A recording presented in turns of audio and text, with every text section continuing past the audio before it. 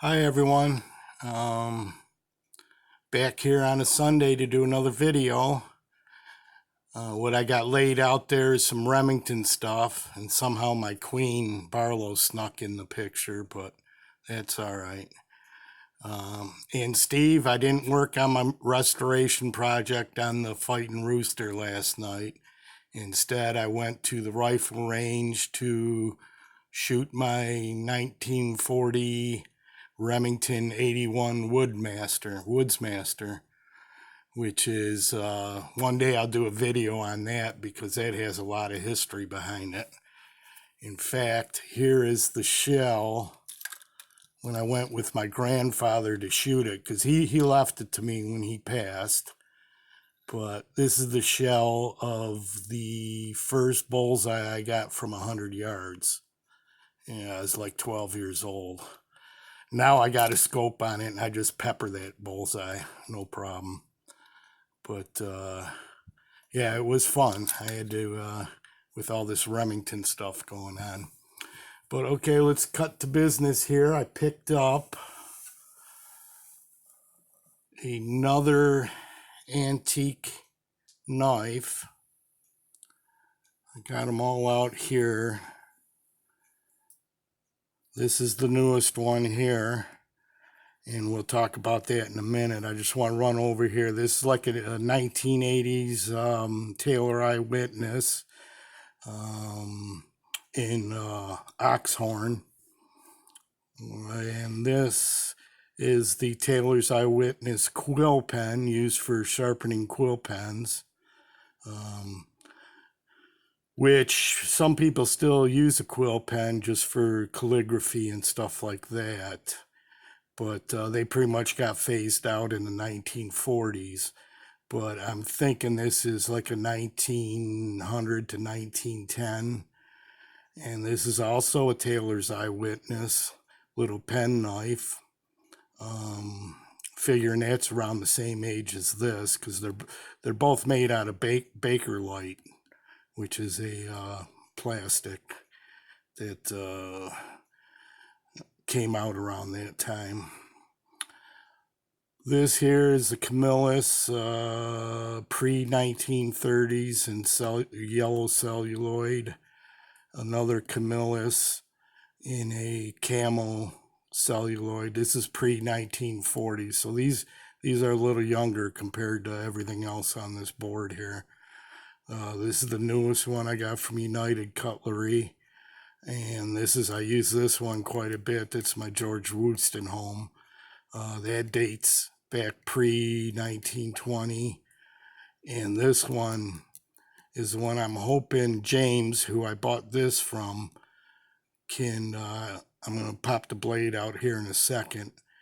See, because James from the UK that I bought this fruit knife, he is a real dedicated collector. He's been collecting fruit knives for 35 years.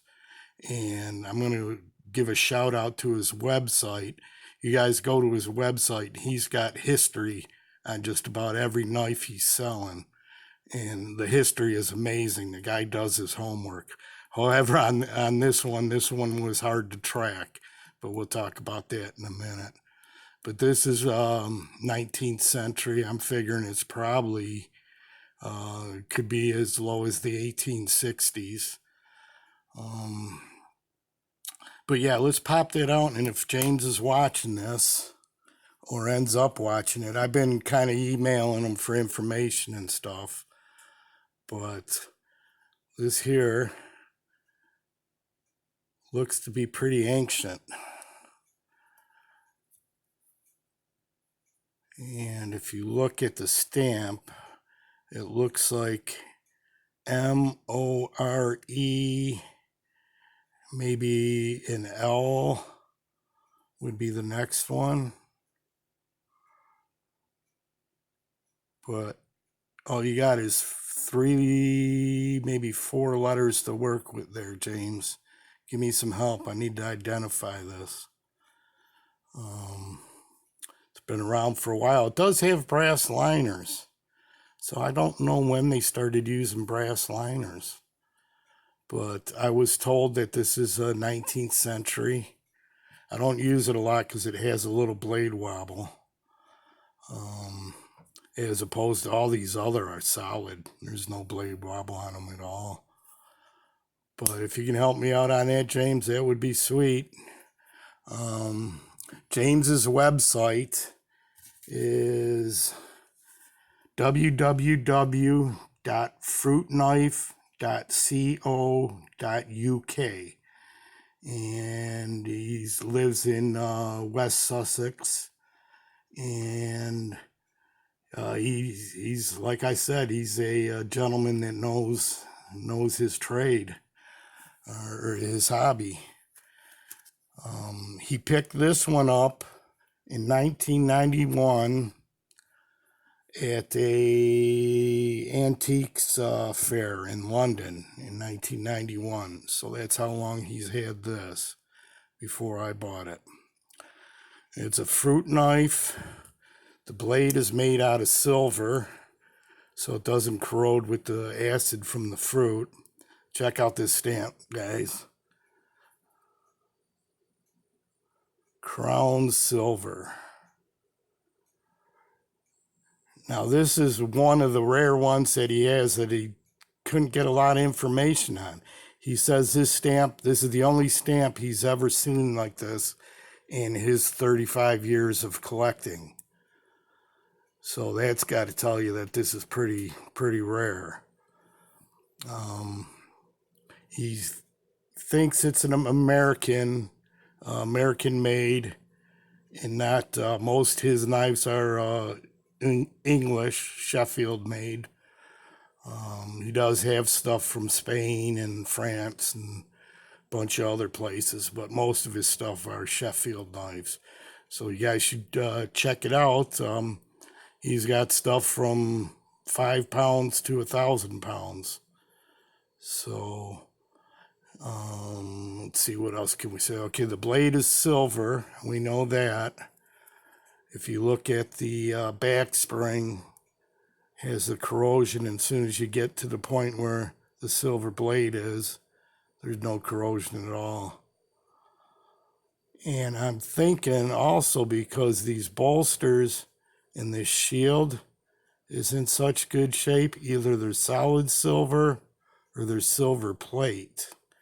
Because if you look at the bolster where it meets the back springs and everything, it has the same tone as the silver spine on the blade. See that? That's pretty cool. Now the silver is a soft metal, so I mean you're not chopping trees down with this. It has a couple rolls on the edge. I don't think I'm going to sharpen it. I think I'm going to leave it as is.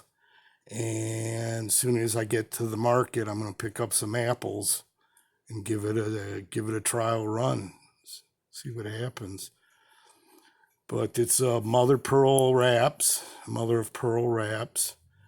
And what I like best about this mother of pearl on this one is the dark tone in between the bolster and the shield. If you look, this is kind of separating, and I think what happened here is corrosion is getting inside underneath the pearl, which it looks to be here, and it's giving that really nice darker tone. I don't know if that's a good thing or a bad thing, but it does have a little crack here, no big deal. I paid $32 for it, but then it was like $15 shipping to get it in from the UK. So I paid a little bit for it, but I liked it a lot. I actually thought it was bigger from the picture, but I'm glad it's small.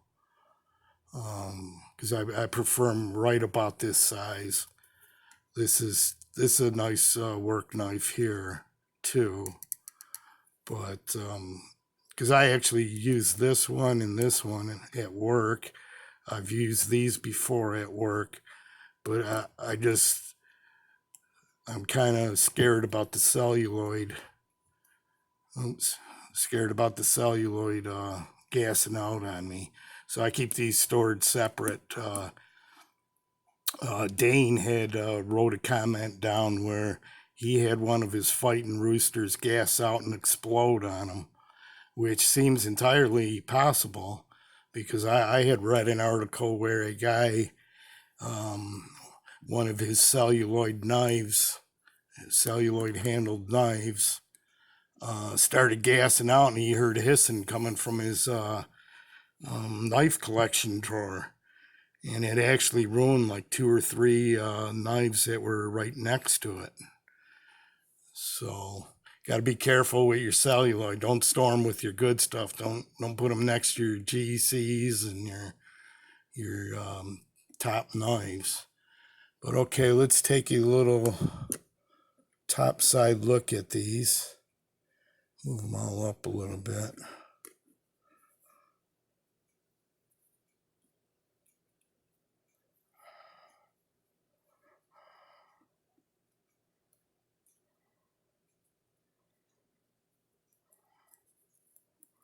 There we go. Get it under some good lighting. Yeah, let's kind of rotate around and see what we got. I love that dark faded part right up there.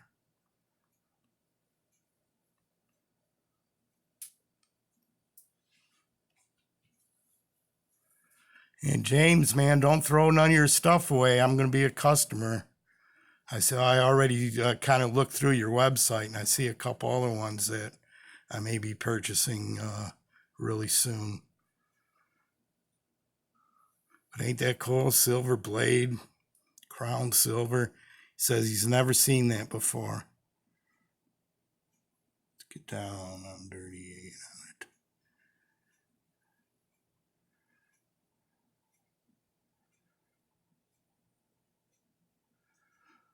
I love that Taylor Eyewitness.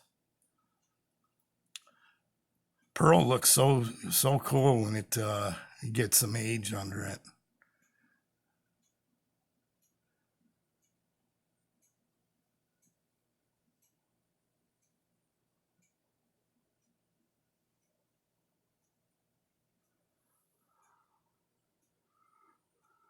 And I do love blades that are stamped and not etched. This one here, I always, every time I hold this, I think of a guy cutting the lashing and the ropes on his horse and buggy at the market after picking up a sack of weed or something. Because it looks, could be a fruit knife, but I'm thinking it's more of a utility rope knife that someone would use in the 1800s. I just get the feeling that he's cutting leather lashing and rope and stuff after, you tie down all your stuff you got from market when you get home. Real Eyewitness knife. And it's stamped right in there. Taylors of Sheffield. This here, I actually put an edge on it and use it quite a bit. It's got it all oiled up. Really fine knife. Look how thick the spine is on this thing too.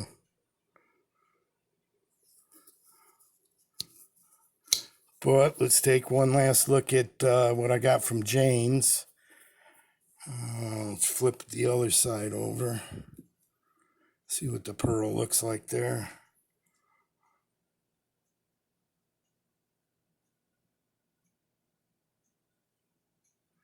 I thought silver was toxic, so I guess back then, because I had to have my silver fillings taken out in my teeth.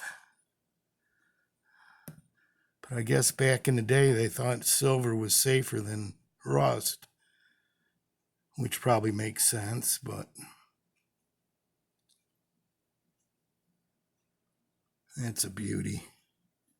Thank you so much, James, for doing what you do. You guys got to go check his website out. The guy knows I mean, he does his research. Each knife that he posts a picture of, he's got a couple paragraphs of history on that knife. This one was one that one of the rare ones where he couldn't get much info. He just was told it was American, and that was it. Don't really know the year. Looks like it could be early 1900s, maybe 19th century.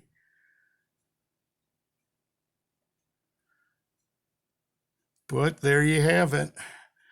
I may do a video later today on the Remingtons. I got all my Remington bullet knives out. And take a quick swing by that. There's my newest office pen blade. That's a commemorative 30-year bullet knife in green curly maple. 2 blades.